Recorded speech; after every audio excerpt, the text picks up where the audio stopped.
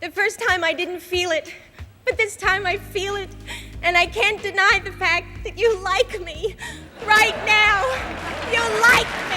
Have you ever heard a leader say this? Leadership is not a popularity contest. I am not here to be liked. I am not here to make friends. It is my belief that leaders who say these things are probably wrong. Wrong about those things they've just said. It could also be an indication that they are... I'll let you join the dots. You get the idea. I may sound a little bit harsh here, but I am looking forward to this one.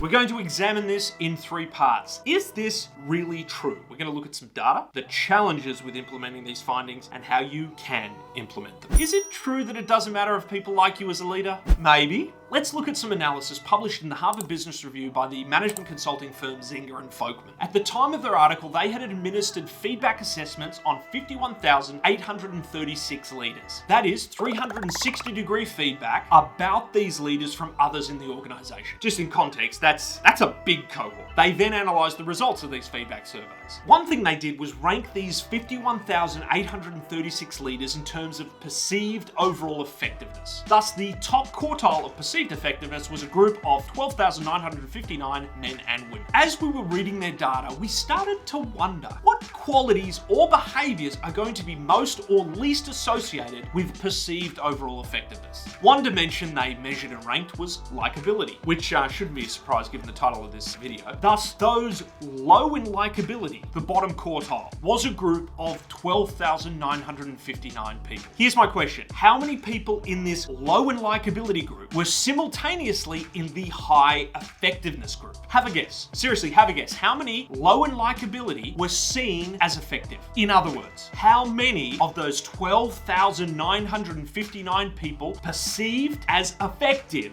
were also low in likability? Is it all of them? Are they all unlikable? Is it 10,000, 5,000, 550? None of them. Have a guess. Seriously, I'll wait. If you couldn't wrap your head around the question, just skip back a few seconds. As you think about your number, we'll just play something to entertain you in the meantime.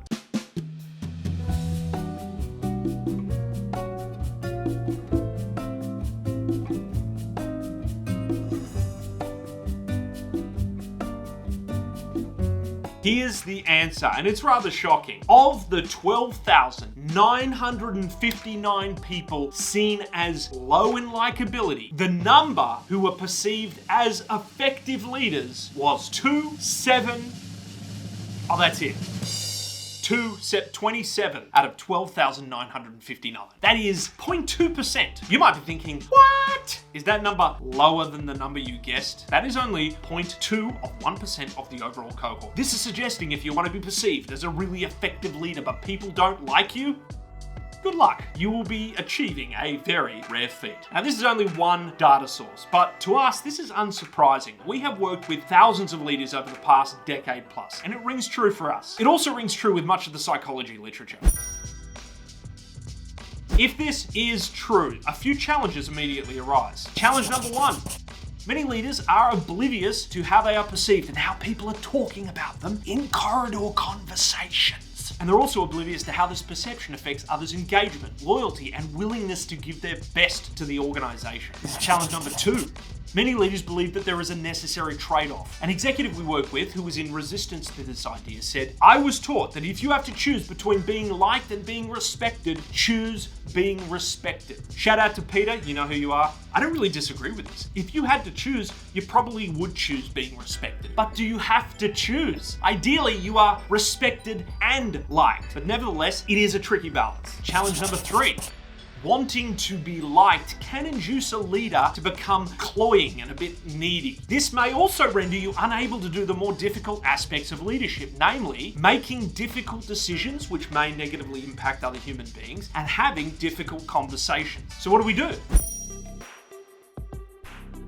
Well, here's what you don't do, and this may sound counterintuitive. Do not go around trying to be liked. Yes, you have a preference for being liked, but do you know who else has a preference for being liked? Every other human being on the planet. So instead, the key is to do your utmost to make it clear that you like others. Don't let them guess. Don't assume that they assume you like them. Make it clear. Take the actions. Communicate in the ways that indicate you like them. Why? We like people who like us. The added benefit is it increases the chances they like you without you coming across as needy or desperate. And if you don't know if you like the people you work with, then go find out something that you do like about them. Surely there is something. There's always common ground if you invest the time to find it. So that's it. We do believe that it matters if people like you as their leader. You may disagree with this. Many leaders actually do. You may even not like me as a result, but that's okay. I'm not trying to get you to like me. Just know I like you. See what I'm doing there? And even if you don't like me, you can like this video and subscribe. That's how we become friends. I don't want this to come across as needy, but